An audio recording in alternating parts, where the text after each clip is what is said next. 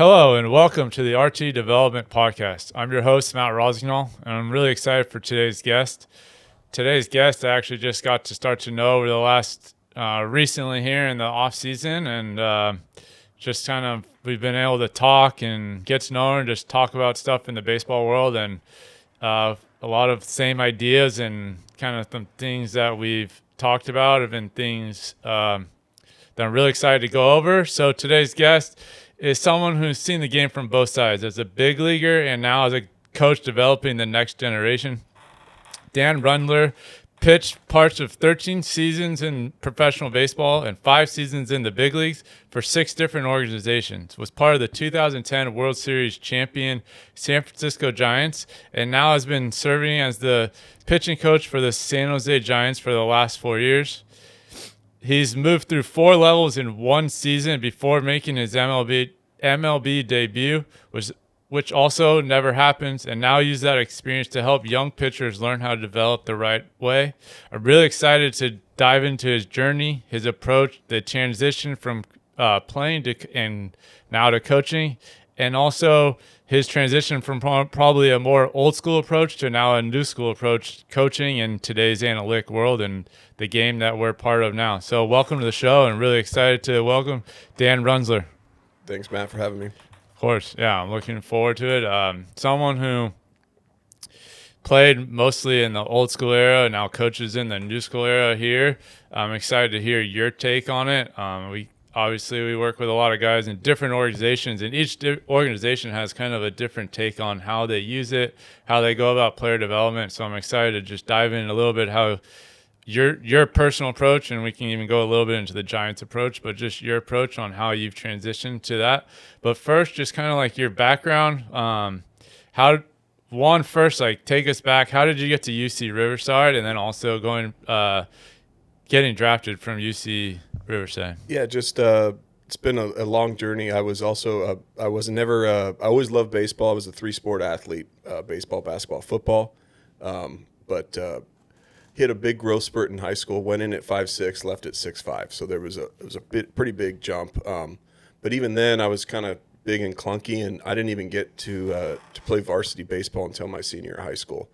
And we changed over head coaches. Our head coach was Mark Gubaza.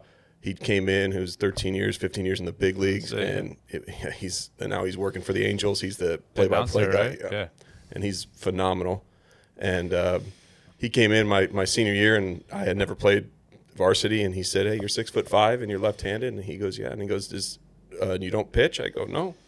He goes, "How many teams are calling for you to hit, or any colleges?" I said, "Nobody." So he said, "Why don't we put you on the mound?" And worked with him a little bit. Was just big and lanky, and started to kind of get into pitching. I was, at that point, I was really raw. Didn't pitch that much in Little League, just here and there. And then at that point, it was 85, 87, which I think was decent. Wasn't great, but the kid's throwing 90 at that point was pretty firm. But 85, 87, left-hander, pitching a couple tournaments. All of a sudden, I'm starting opening day for Chaminade down south in Southern California, and then teams started to call a little bit, and then got recruited a little here and there, but very minimal stuff. And then the best thing was Andrew Checketts, who's now the UC Santa Barbara head coach. He was the pitching coach at UC Riverside at the time, and he came in. He said, "Hey, you're going to come here. You're not going to play. You're going to redshirt. I'm going to teach you how to pitch. We're going to get you lifting, and we're going to do that." So he was I credit a few coaches to really helping me. Gubaza for getting me on the mound and doing that.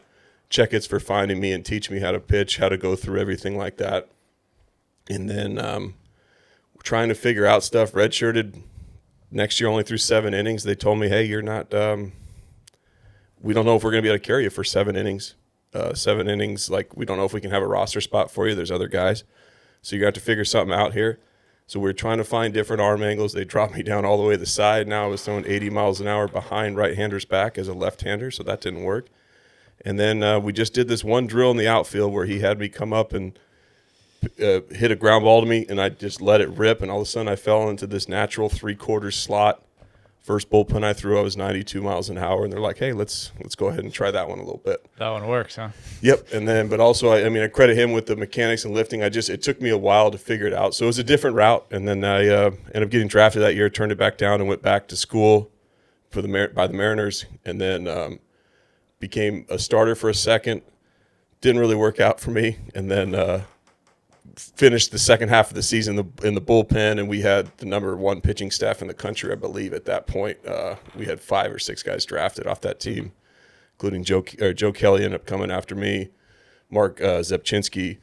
So we had some World Series guys on that team, which was pretty cool to be part of now that you look back. But it just kind of, I don't know, the path for me was way different than a lot of other people. Sure. Yeah, I think with the kids that we have here, we see guys who are kind of the top guy from 13, 14 years old and just kind of ride it through. And then we see guys that, they click, later in high school. Like each guy is different. Each guy grows in their bodies differently. And I think it's really good, especially because a lot of people who are listening to this are parents of younger kids, to hear like they don't have to have it figured out at 13 or 14, and to be able to have that development window, and as long as you just keep working and staying with it, that good things can still happen. Absolutely. So kind of going just kind of like within your journey, you were able to go play in 4 levels in 1 year and made it up to the big leagues. It's definitely not the common route. How did that go about? How were you able to transition and make the adjustment each level? Because each level gets a little bit tougher. It's a great question. It was my first full season. I was drafted in 2007. You just have that little short season. So in 2008, they sent me to Low A, which was in Augusta, Georgia at the time, and I stunk it up. Was walking a bunch of guys, really erratic, and they had to send me back to short season. So I had to leave my draft class and go down and go back with the next draft class.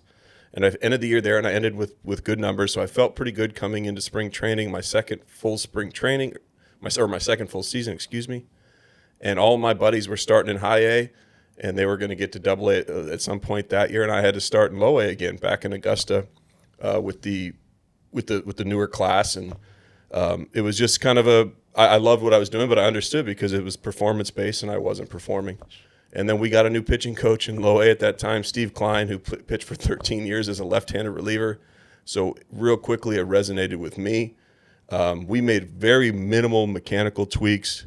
It was really head-based. It was how can I use power like explosively but under control, because that was really herky-jerky at the time. How can I find a way? And he likened it to some golf stuff. And there was just some little stuff there. And he really challenged me. Just how to attack, how to compete, and not get too emotional at times. And that clicked again. All of a sudden, my velocity went from like 92, 94 to 95, 98, 99. And as a left-hander, that worked. Sure. And I started to throw a lot of strikes, and I started to wipe some people out. And then, I started to move. So then I went from low A to high A here, which was San Jose at the time. And it just became every level I went to, I didn't change the mindset. I didn't change the way I went about it. I just continued to be like, this is great. I'm here. I know who I am, and more importantly, I know who I'm not. That's what they always told me, continue to be the same guy you are. And I started to wipe guys out at this level, and then I moved. So I was being successful. The left-handers in front of me in the organization, I was probably jumping. So at the time, I wasn't even looking levels ahead. When I got to Double A, I thought, wow, this is a great story. I'm at Double A. I'm back with some of my buddies again, or the guys that I got drafted with. Little did I know in 6 weeks later I'd be in the big leagues. But it was just kind of that transition of not really thinking too far ahead. I really was where my feet were and not thinking I had to do more than what got me there. I was confident in what I can do. And I just enjoyed being out there every day and seeing it. And I ended up, doing something pretty cool. Yeah, no, definitely. Obviously that path, path isn't the normal path. And, you hear about guys maybe making a jump of 1 or 2 levels, but never all 4. So and I think that is just kind of what you talked about earlier, is just being able to have something click. And once it's click, and then not trying, and I think it's also something we deal with our younger guys all the time, is like, okay, we figured something, we made an adjustment. Let's just keep running with that instead of like, oh, I want to try this new thing I just saw today or heard about today. And this isn't necessarily this is something we're going to get into later, but I think it probably is something you can relate to in terms of you're coaching guys down there in A-ball. They probably want to like, obviously they want to move through, and so they want like every new thing or what, and how do you get them to just stay focused on what's right there in front of them, what actually is going to help them make those jumps rather than trying to fix everything right this second? Well, I think that's the $1 million question, right? And I love that they set the bar that high, and they should. But at the same time, it's like, for me, I look at it, I always try and get back to the mindset of the player, to what it was for me, what it wasn't for me. And I try and teach more through my failures than from my successes. They don't want to hear about, other stuff like that. I try and tell them all the stuff that I wish I would have learned earlier. And a lot of it too is just, and because of now with all this great information, a lot of these guys coming from high school and from colleges, they know the metrics at a much higher level. We can tweak grips, we can tweak angles, everything we can do now, like in real time. Now, for me, the double-edged sword is, because there's so many more options available, they can tweak quicker, as opposed to being like, this works. Like, you're not going to rep it out and it's going to be beautiful every time. Like, sure. That's part of it. And for me, trying to explain to them, like, works for your arsenal. This is how your body moves. We're not going to execute it every single time. But if we just run to a new grip, to a new movement, to a new pattern, we're always going to be searching for something, as opposed to pouring in and gutting through. So it's just about like sticking through it at the tough times, knowing that this arsenal is going to work for you. We just have to repeat it. Sure. And same thing. I think you touched on it a little bit about staying where your feet are, kind of, but along the same lines is like, sometimes you don't need more, you just need more consistency. It's like, if you can, let's say, I think it's not like adding more. It's like, how consistent can you do this one thing? And if you can repeat it, like, that's what's going to take you to the next level, not adding more just to add more. Exactly. And even if you look at it from the hitter side too, and I know that pitching and hitting are so different, but they're so similar in my mind. It's a lot of rhythm and timing and repeatability 100%. In everything. And I think that, and it's ironic that, the hitters and pitchers get spread out so often during practice, and they brought back together during the game, but there's so many similarities. Now it's different because the reps you rep out of pitchers, it's a lot less than the reps you're going to get as swings. But at the same time, like, if you're not on time for a pitcher or hitter, like, good luck. Yeah, no, absolutely. So for me, it's just figuring out how to, like, just buy in. It's easy to run. It's tough to stay in the fight. It's easy to run because you can look up a grip. You can do this. If this didn't work, those 3 pitches, it's like, well, did we execute? You can really dumb it down to simplicity of execution. It worked. If we threw it where we were supposed to go, it's probably the right what we're supposed to do. But instead of, like, worrying about, like, the profile of it or something like that, at times it's like, how do we find a way to execute it? Or when we don't execute, where can we miss to be advantageous to us? Sure. No, absolutely. All right, kind of going back low, let's go back to kind of a little bit of your journey. What do you remember about your debut? A lot of stuff. I just remember it being a whirlwind. I remember I was called up in Philadelphia. Ironically, it was pretty cool. Buster Posey and I, both together, we got called up, and we were playing in Las Vegas. They called us up the same day. They pulled us out of the lineup before the game. So we were playing in Vegas, and we had a 6 a.m. flight from Vegas to Philly. We get to Philly. It was great. I'm meeting Boach. And Buster, when he walked in, he was in Major League camp. He was the first round pick the year after me. He was going – everyone knew. Yeah. I knew too. And he's still aces to this day, still one of my close buddies. But everyone knew him because he was Buster. I walked in the big league clubhouse. I had never even been to back up in a big league spring training game. So I didn't know any – I mean, I know I'm walking by Lincecum. I'm walking by all these guys – saying hi to him, and I'm nervous as all get out, and I'm like, do I belong here? Didn't pitch in Philly a couple those first 2 days. Met Bochy. Bochy's like, hey, take the day in. Next day I was warmed up, didn't pitch. We flew to Milwaukee, and then I came into Milwaukee. I remember running into the game, looking up and seeing the third deck for the first time and being like, oh my gosh. And it was early September. We were in a kind of a pennant race at the time, and he puts me in a game. Runners on first and second in a tie game with 2 outs to face Jody Garrett, a left-hander, and I go, wow, I was right in the fire. I ended up throwing three fastballs and striking striking them out, and the inning was over, and that was it for me. So it was surreal. Once I threw that first pitch and got it over, kind of took that deep breath and said, "Oh, it's the same game." Yeah.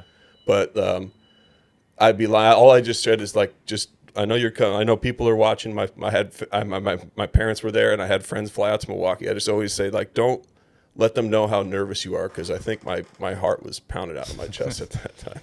Yeah. I can imagine. From other guys I've talked to, yeah, like one, like he couldn't hear himself think, especially they were in Atlanta. Mm-hmm. Like, he's like, couldn't hear myself thinking out there. Just, yeah. So, being part of the 2010 World Series team, how was that experience? It was unbelievable. Pretty much everything you can hope for. We had such a diverse group of like some veterans, some young up and coming guys, some big time superstars pitching wise, some guys that were kind of cast offs from other organizations, just young. I mean, it was just this kind of group of misfits, as they called us, but it was like the clubhouse meshed so well. We didn't even know what we were doing. We knew we could pitch the ball. We knew we had timely hitting. We can defend it. So we knew that we could always be in there every game. And we just kind of rode the wave. We didn't look too far ahead. Like, we were kind of out of it early September, it seemed like, and all of a sudden we make a run. And I don't even think we knew what we were doing. I think we just rode the wave, and it was just great personalities in that clubhouse that just meshed differently. Everyone came in. We had a bunch of fun. We went to work. We didn't rely on one guy to get the big knock. We knew we can get on the mound and keep us in the game. We knew we were going to make the play, but not one guy didn't feel like they had to carry the lineup. It was just kind of pass the baton. At some point, it might be the 7-hole guy getting knocked. You know, we pick up Cody Ross off waivers, who hits 2 homers off Doc Holliday. I mean, it's just like stuff like that was crazy. It was just, I mean, Posey was the rookie of the year, but like Aubrey, I mean, it was, different guys, Pat Pearl, like all these guys who came in, Andres Torres, you can say something for each guy. It was just somebody different every day, and nobody felt like they had to carry the team. It was just, we were all pulling it. We were one inning at a time, guys. It sounds cliche, but it really was. Sure. No. You had obviously some stars on that team. Guys, yeah, Posey, Lincecum, Kane, Madison Bumgarner. What was it like playing with them, and what was the things also that made those guys so special? I think the best part was getting to play with those guys and get to know them. And I still use these stories today on my side of the game now. Is the best players I played with, especially because I was able to kind of watch them on a day-to-day basis. And I mean this with the most respect, is they were the most boring guys to watch because their routine was so locked in. Obviously, when they were on the mound or in the box, the red light was on, and that's when everyone was watching them. But watching them behind the scenes, watching the way that they body prepped, we didn't call it that at the time, but when they went in and did the routine in the weight room, watching the way they played catch, watching the way that they locked in during their bullpen, the little details for them it was so monotonous. The way that they ate lunch, the way that everything they did was so meticulous, and it was the same thing every single day, regardless of who was watching. A lot of them probably didn't even see me watching them at times, but you just, I know where he's going to be at this time, and there he was. So for me, those superstars, not only did they have the talent, like they were the 1%ers of the 1%ers, but they had this work ethic that it didn't matter who was watching. They didn't use the excuse of it's a day game after a night game, whatever it was. They were just the most relentless dudes in their routines and the way they went about it. So when they stepped on that field, they knew that they were prepped, ready to go. Absolutely. And you hear that a lot about those top guys. Like, it's boring, but that it doesn't need to be this big old routine. It's just doing the same thing. Get really good at the small things, and have good habits, have good routines, and good things tend to happen. Unfortunately, injuries are part of this game, and I think some instances are controllable, some are not. With that being said, you had some setbacks and some injuries. What was that like? What was your process? How did you go through those? I think it destroys you like mentally more than anything. I think nowadays, like when you get hurt and you're not able to be on that field, it sucks the life out of you a little bit, I'd say. You know that you can do the physical rehab part. For me, I knew that this is what I had to come in on. I tore my lat off the bone, so that was huge for me. And they didn't know if I needed surgery or not. So I'm sitting there like, am I going to be able to pitch again? And once they said, we're going to go the alternate surgery route, I said, okay, that's good. But at the same time, and then I kind of had a setback, and now I'm in a very worried pattern. But for me, it wasn't so much, and I don't want to speak on other guys, but I can at least attest with them. It wasn't so much that of the physical rehab part. I think that's the easiest part in my mind, because you're so drilled to be athletes, and you go, and it's just like your routine is already this before you get ready for a game. So now I'm going to do this to get ready to get back on the field. It was that feeling of walking through clubhouses and not being a part of it. You're in the dugout at times, you're dressed out, but you have shoes on because you can't cleat up and go. So I think it's more or less it was being part of the team but not part of it. And that was really ripped it out. And these guys would talk to you and they say hi to you and everything like that, but you knew you couldn't help them out, and that guts you. It really does. So for me, what I learned from guys who had been through similar stuff, who had missed chunks of time, it was do the physical stuff every single day, knowing that there's a light at the end of the tunnel, and you have to pour it all in. You can't sit there and worry about when I'm getting it back. And everyone's like, when you coming back? It's not about that. There's a process, but all you can do is control that one day at a time. And like I said, it sounds cliche, but that really put me in the best mindset to be around it, to know I was working towards something, understanding too that like just because there was a progression set out, that there might be some setbacks. They set the progression out there with some setbacks in mind, but you play a physical game, you play a sport that's going to take a toll on you, knowing that it's not something you did, but if you keep, now you know, okay, now I'm going to try to do everything I can. And once that game gets taken from you a little bit, you might not have ever really thought you took it for granted, but you probably did at some point. Sure. No, that's a good point. So now kind of just going into the development side, and just kind of first about you, then overall development. When you look back, how did your pitch mix evolve? Did it change at all? What kind of things were you able just to stay with your go-to? Well, I knew I was a pretty high velocity guy. I knew what I could do with my angle and my left-handed profile. It was different the way it could carry through. I had a pretty good slider that could pair off of it.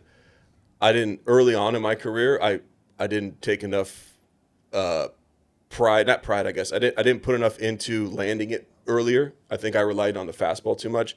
In my first year, it helped me because guys were trying to get a read on me.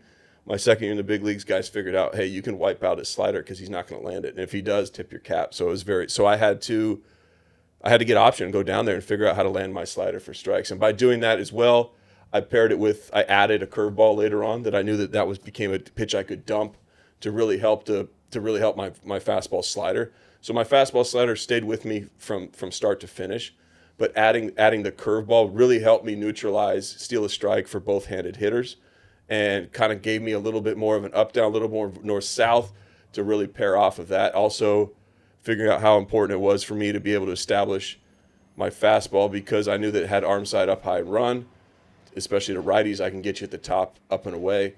But I had to show you that I can come in for strikes early to really open that up. So it wasn't like I knew where the swing and miss was out over, but I had to have you respect it inside in order to release so that. So they weren't sitting out there. Yeah, so I feel like that's how.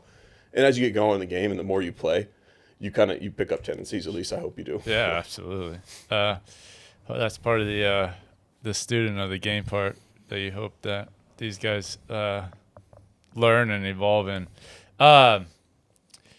Over the last probably not the last few years, over the last probably 10 years or so, strength training, that side has kind of really evolved, and maybe a little bit longer than that. But early on in your career, college, and I think you touched on a little bit, but you didn't. But what was your training like? Did you lift weights early on? When did you kind of start that process? Yeah, college, especially redshirt year, like it became prevalent. Like, baseball, like there was a taboo. It was especially pitchers. It was how big and explosive can we get your lower half? It's like do not do anything upper body unless it's body weight, or just keep flexibility and stuff like that. So we just hammered our lower half, and the upper body circuit was so minimal. It's comical nowadays. Yeah. But now, like, as evolving into it, you really realize, I love that now, that how big mobility is still king in my mind. Mobility and strength add to what you're trying to do. So you've seen the evolution of it, and I love it. Like you said, it's probably been more than 10 years. Yeah. But how now specific it is to not only just to baseball movements, but to specific athletes' movements, because now you can measure how their body moves individually, so you can individualize a plan for them. So it's not just, hey, this is how all of our pitchers do. It's like, well, your internal external rotation is bad here. Like, we need to find something to maybe help it out, but also this might be the limit that you can get to, but this is where you excel at. So like, it's really tailoring and it's really individualizing both for position players and pitchers, which I think is great for athletes. Absolutely, yeah. I mean, for us, we take each athlete, especially when we're talking baseball, each pitcher, hitter through an assessment, see where their strengths are, weaknesses are, where their mobility restrictions, and then, not just giving the same program to each guy, giving them a program that's going to be tailored to them, work on things that they need to work on. That individualization, I think, is huge for guys, and I think that's why part of why guys are getting better faster is because it's more tailored to them instead of everybody just doing the same thing and hoping it works for some, and then the other half, it's typically just kind of like good luck. Absolutely. What's something that you wish now, or knowing what you now, you would have done or had when you were playing? I think a little bit more understanding of, like, I think it kind of leaks back to understanding where, like, my movement patterns as far as, like, with my delivery, what worked well, and not trying to, like, alter some other part of my delivery or strengthening schedule, I'd say. Like, so I think this goes hand in hand when you're trying to maybe alter something because you want, like, hey, everyone else is kind of doing this, but why can't I do it? So, like, I wish I would have been known a little bit earlier, like, where I can move really well and where I don't move well, and possibly not trying to go to the well with no water. Sure. And like try and change something. Like, your body doesn't naturally do that. So for us to try and create something there, it might take away from what you do well other places. So I think that kind of thing, and I think it links into just from a lifting side and also from a delivery side where you try to, like, I think it just not tinker as much, I think would be the thing. Sure. So to kind of using that as kind of our transition into your coaching, what made you get into coaching?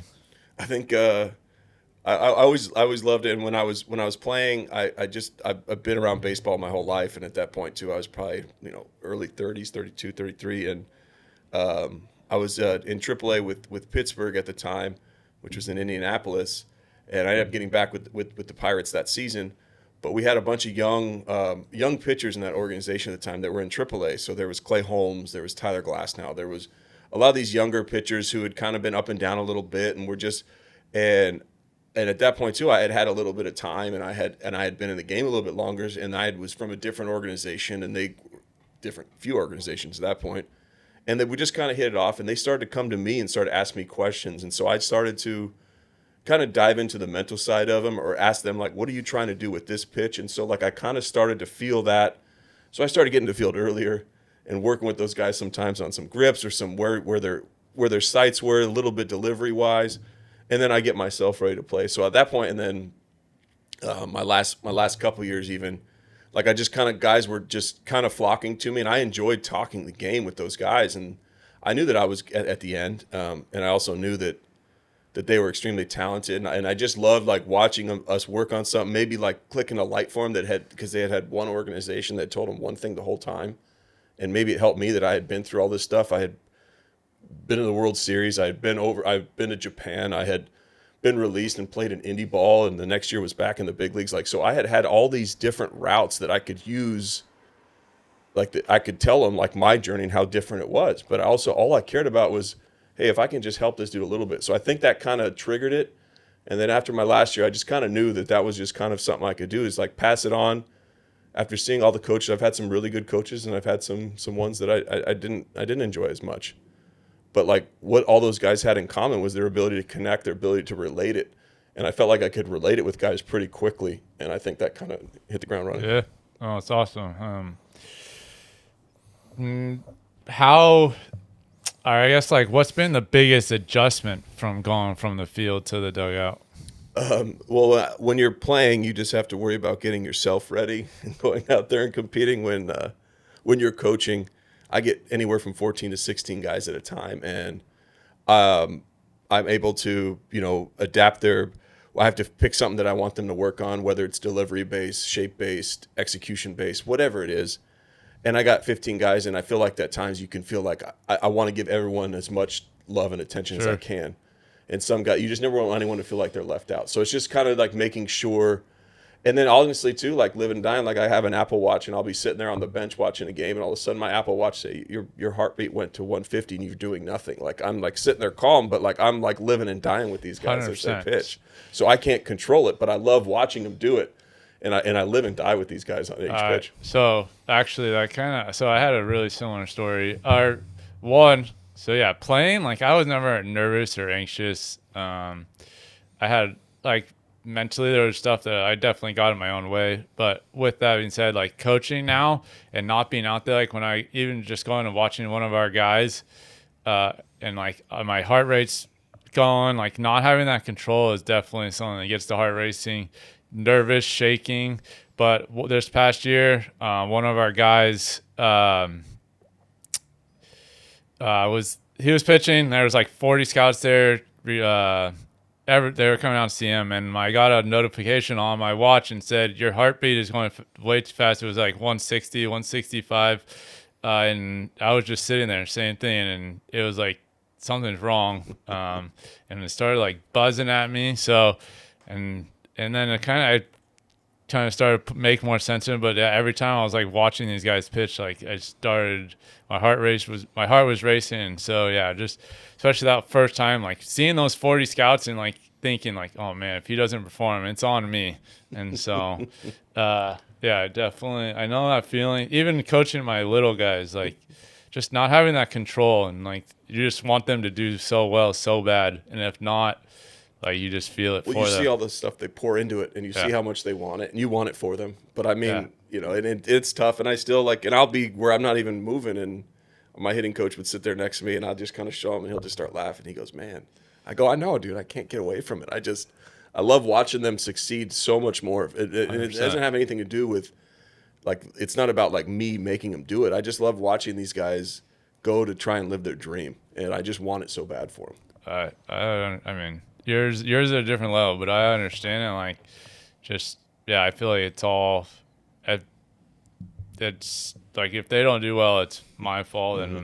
And I'd rather it be that way than the other way around. So, absolutely. And it's definitely, but that's definitely been an adjustment because I never got nervous or anything like that before. So, with that, you're especially at A-ball, you're dealing with guys 18 to probably 21, 22. Sure, there's maybe some instances, maybe a little bit older. But how do you go about relating with those younger guys and connecting with them? I think for me, being able to connect with those guys is going to be the best way for you to make a positive impact and get them to buy in. And so, like, how do you go about connecting with those younger guys? Yeah, I mean, it's a lot of fun for me because, like you said, it's from 18 to 22, 23 at times. But and they're all coming from different parts of the country, different other countries as well. From Latin America, Dominican, Venezuela. So I get my array of young pitchers, and honestly, like I look at it as I'm the same guy every day. I come in, I like to keep it loose. I like to joke around with them a little bit.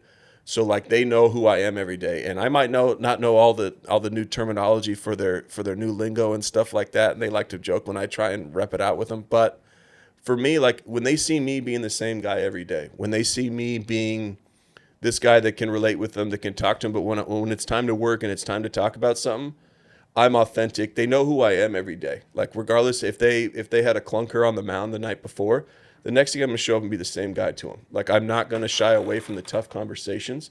I'm also not going to let them run away and think that just because one outing that's it for them. So I think that they respect that from me, and I get to get to know them and where they're from, and if they're engaged or they're getting married or they have a girlfriend or they're back there, or whatever it is. I know that they're all in this different path, and I remember how that was. A lot of these guys are halfway across the country, across the world, and they're living. Some of these guys for the first time away from their parents. And so like when I can relate with them that way, and they know that I'm authentic and I'm the same guy every day. And I think that, and I like to keep it loose because the game's fun. And I try and tell them like, hey, you're gonna stink, you're gonna get your butt kicked. But the longer you play this game, the more times you're gonna get your butt kicked. So if you get your butt kicked a lot, that means you're gonna play the game for a long time. So like, and when you fall down, I'm not going to pick you up. I'm going to stand right next to you. You're going to pick yourself up, and then we're going to walk together. I'm not going to pick you up. You can pick yourself up, but I'm going to be standing right there with you, and we're going to take our next step forward. Absolutely.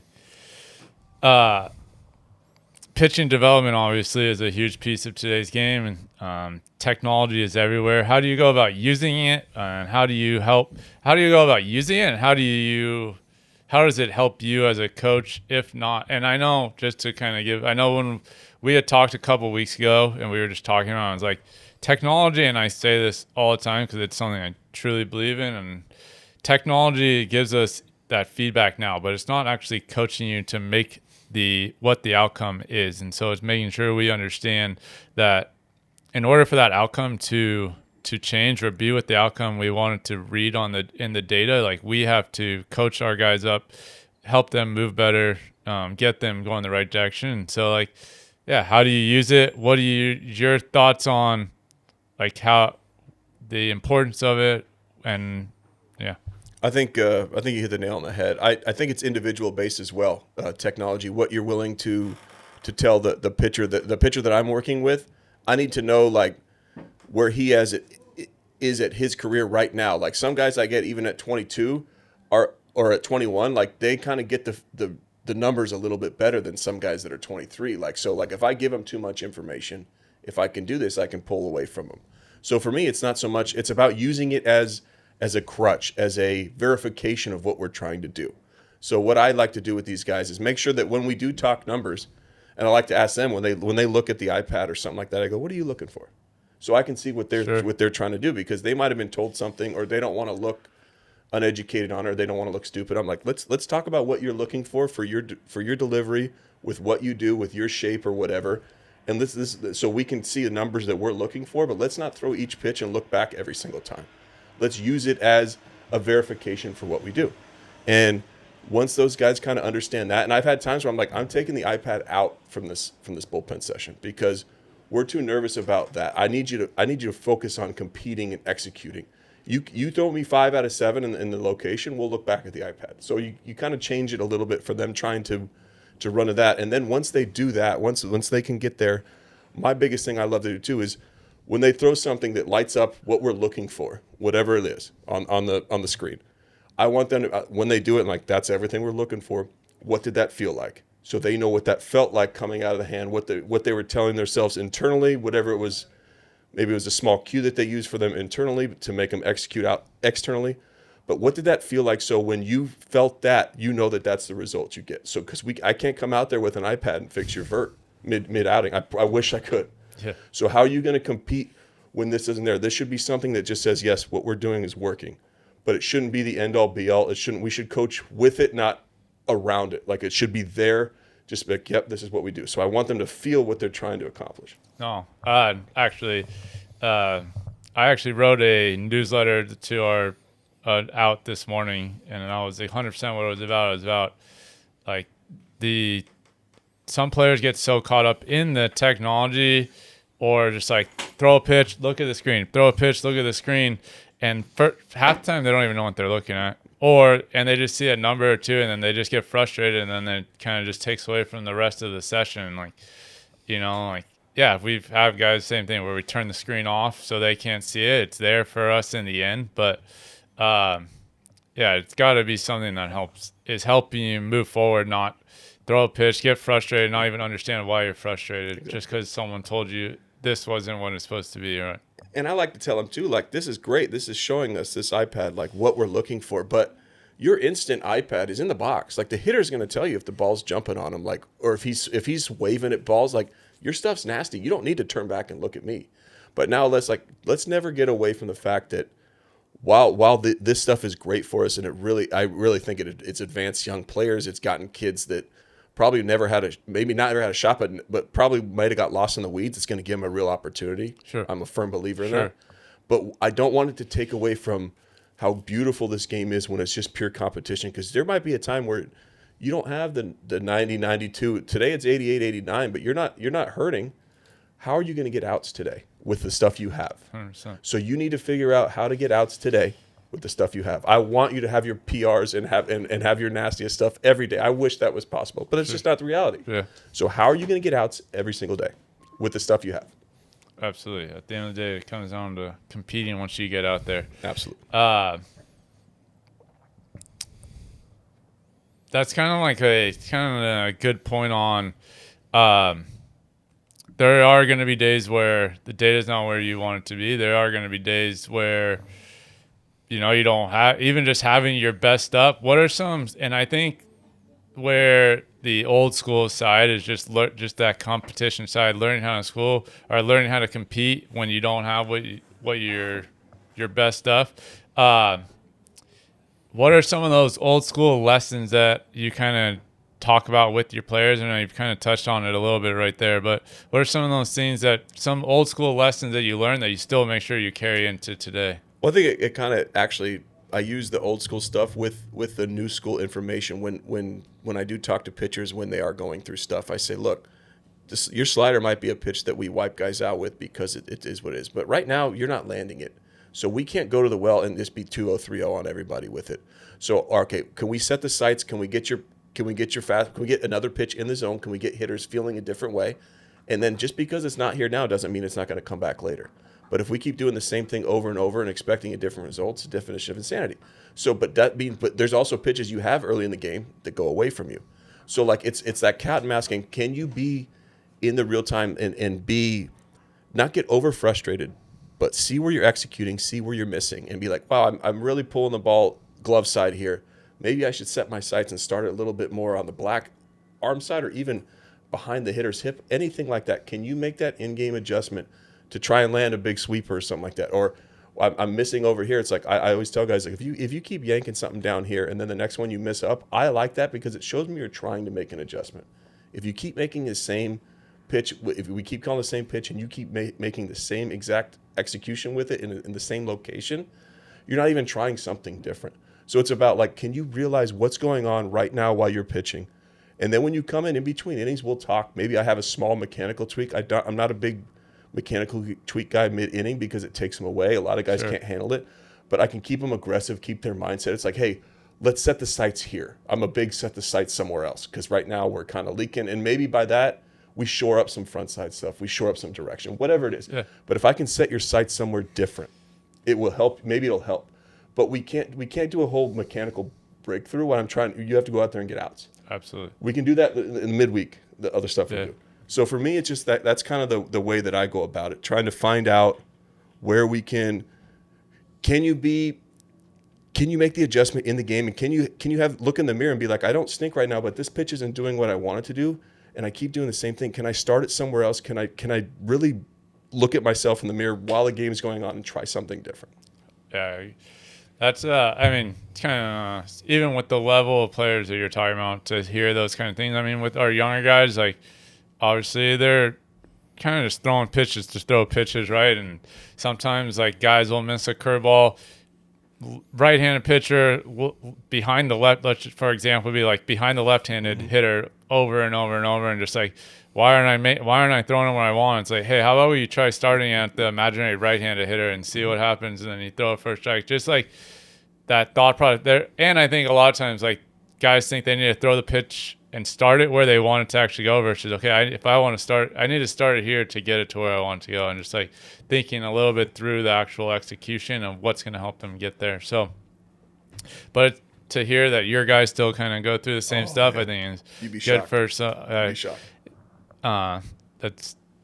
It's all part of the development game, right? And the quicker especially for your guys, the quicker those guys pick it up and learn it, the quicker they're able to make that next step. And I'm a big proponent too. It's like when I have pitchers and I tell the guys I've had the last 4 years is that after their outings, whether they're starter or reliever, good or bad, I don't talk to them after their outings. I let them go home because I'm going to see them the next day. Yeah.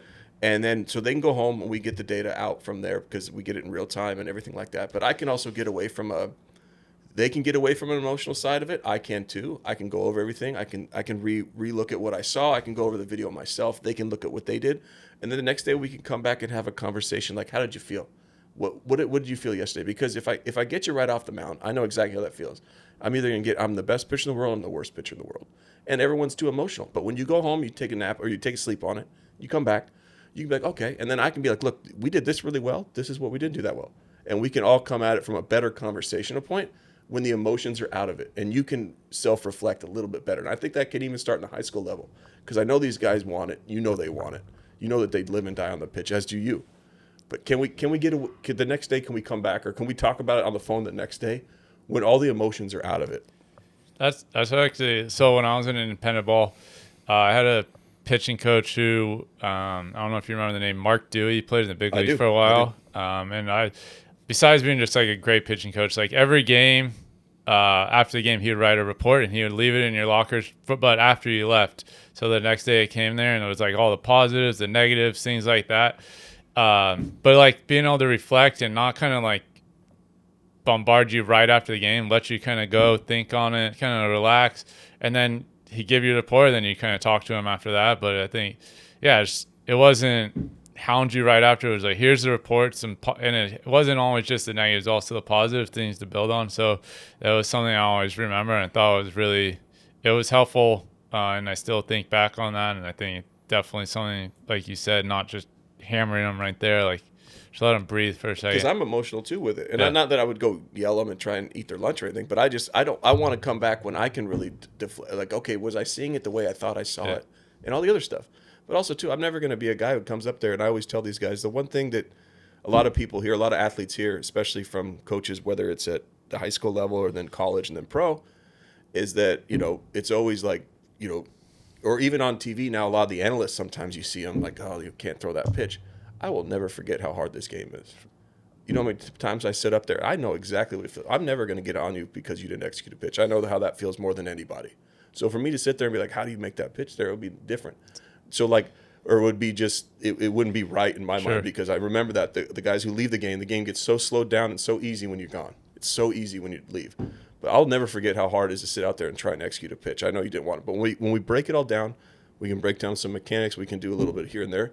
We're going to break down full, like, it's going to come down to execution. It's going to come down to your thought process beforehand. After that, we can go to work with everything else. Yeah, no, absolutely. I know we're limited on time. I don't want to take too much more time from you. I'm going to hit on one more question about kind of like old school, new school, and then one about travel ball, and get you out of here.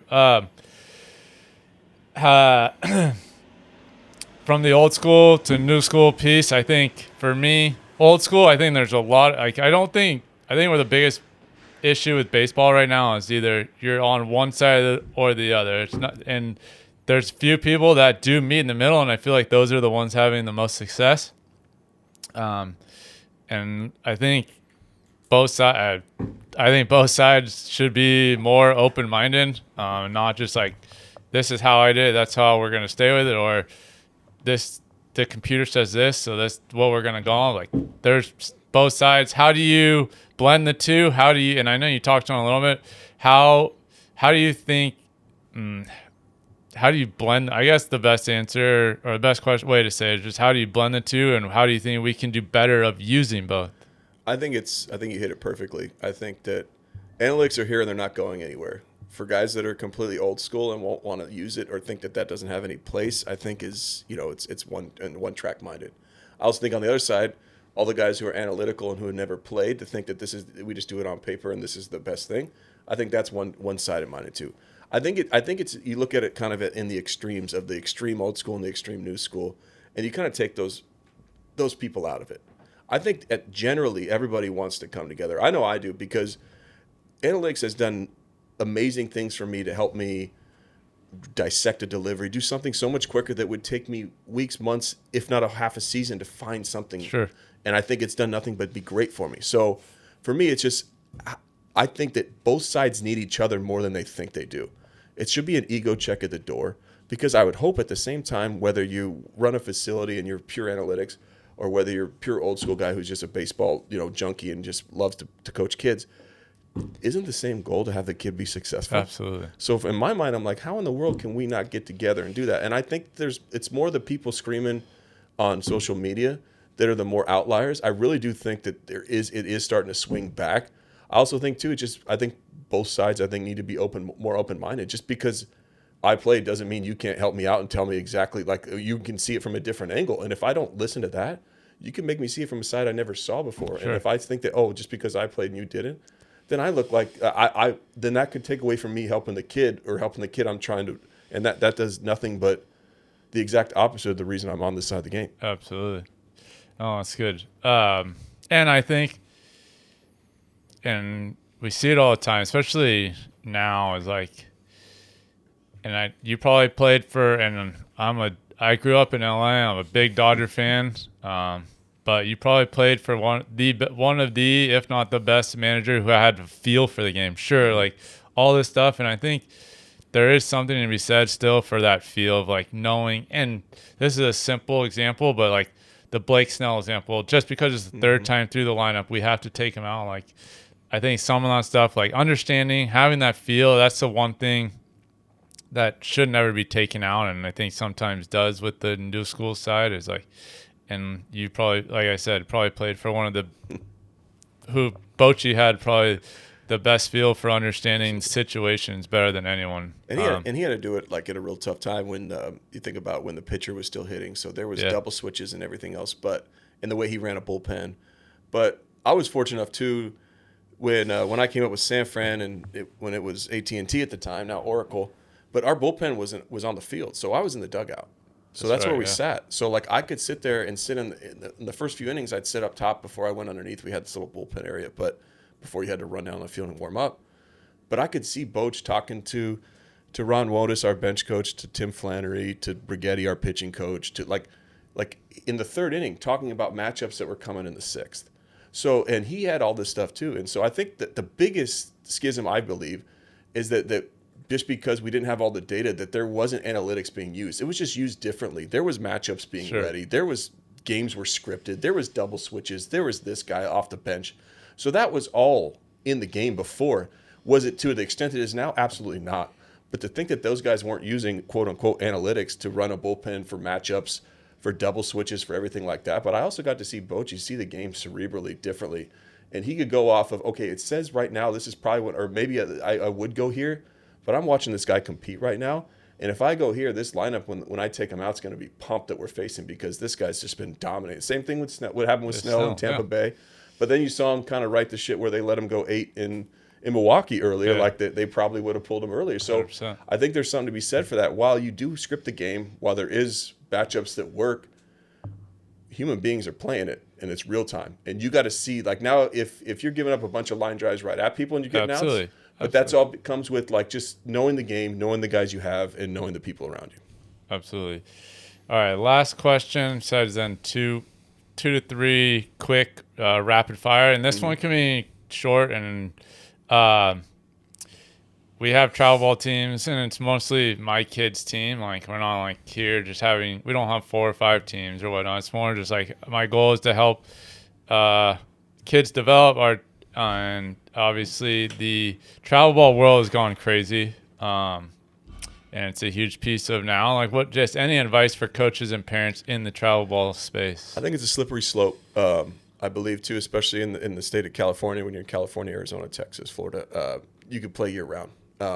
So I think with that being said, I think that there's so many travel ball teams out there, and you want to feel like your kid's not falling behind, and I respect that.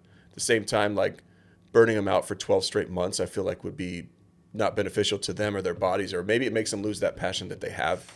Now they can try. I'm a big proponent of trying a different sport, or at least maybe doing some sort of something different physically, because it can probably help the athleticism for what you do if 100%. You play a different sport, even if you're swimming or running, whatever it is.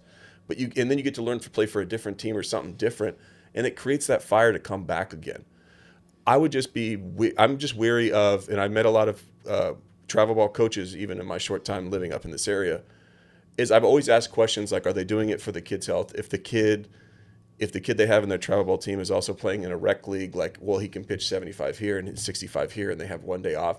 I look at the longevity. Like, I know the numbers just as much as anybody. The chances of kids making it to the major leagues is very, very small. I get that. Even, 7% of guys who get drafted make it to the big leagues, if that's crazy enough of a stat. Sure. So to even get to college is a huge thing. To play in high school is a huge thing. But if you take that away from the kids at a young age, if you don't even give them a chance, and I know you don't want to fall behind, but I feel like they've done kind of a thing where they've made parents feel vulnerable. And now if you talk to the coach who's running the team that you might want to go, and just with the health in mind where development's there, and I know that kids want to win, you want to teach them to win, but is your kid developing at a high clip? Is he enjoying baseball? Even though they're losing, is the coach still teaching the kids the same way, or does he change the way he coaches because you're not winning? So that's kind of the way, I guess. So I think development's number one thing. I don't think that should be number one. It's, really, like... And there might be the 12-year-old out there that just...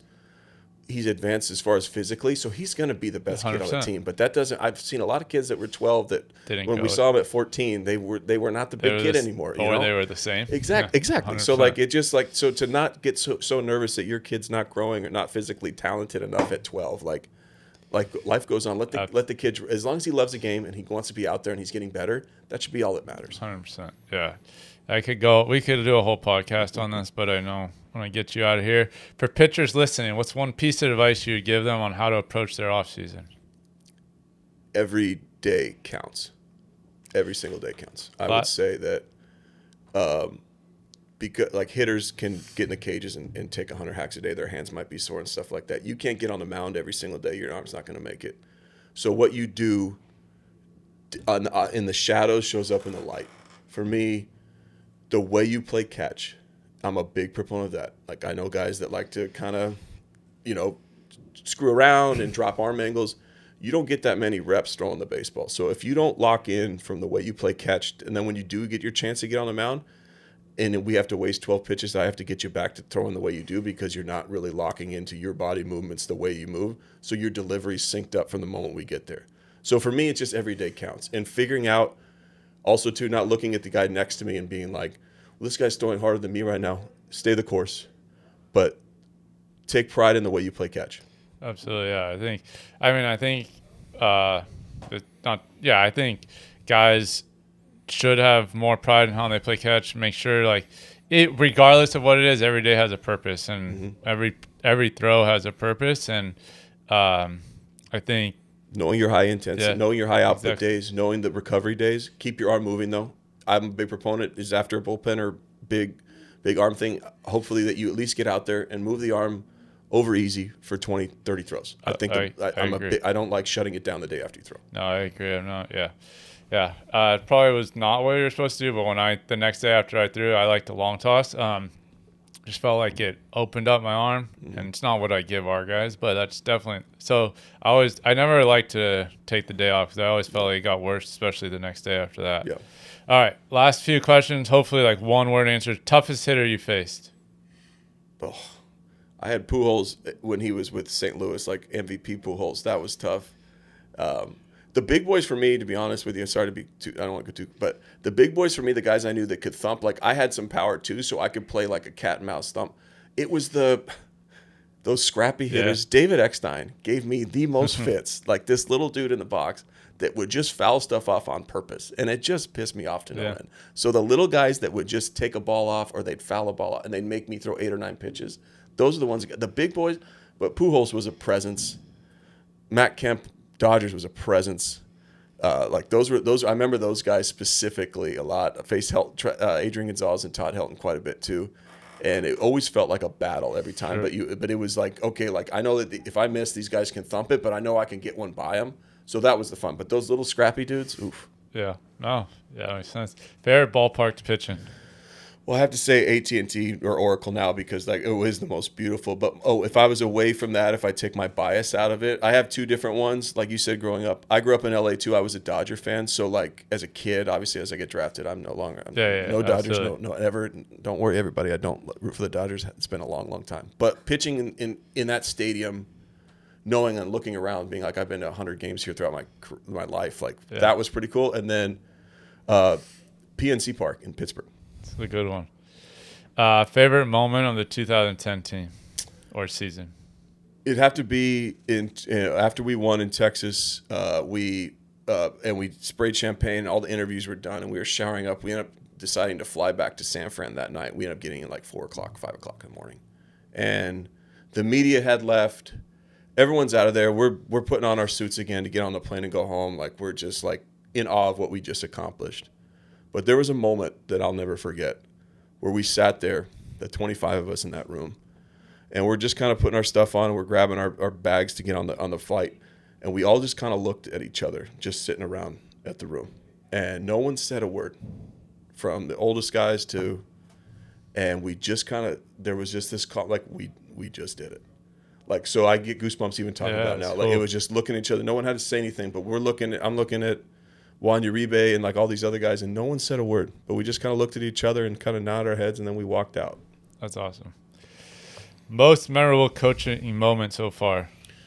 Most memorable coaching. Well, I'd have to say we just this past month we won the Cal League. Yeah. So I got to say that cool. that was a pretty cool one. Most remember that. And then probably for me watching I guess each time that a kid that I coach in San Jose that has debuted in San Francisco is really cool for me. So like no one bigger than the other, but anytime I see a kid like, wow, I had him 2-3 years ago and now he's up there. So those are probably my favorites. Funniest teammate you played with? Brian Wilson was one of the best. Yeah, he was a character off the wall. He was different. Him and then Mark DeRosa, who's now on MLB Network. Yeah. He has a way about him. But those are probably my two funniest. Awesome. Well, I really appreciate it. This has been awesome. We might have to do this again. Go a little bit deeper into like some pitching stuff and more specific things. I think that would be really cool. But any last comments? Any places where guys can find you? No, I mean I don't really do a ton of the social media stuff, but I do live in the area here. I do on the side. I do lessons now in the off season. I live up more in the SoCal area, but I mean I have no problem coming down this way. But I enjoy talking baseball. Like I said, if you want me back on here, I'd come here as much. I could talk all day. But for me, it's just.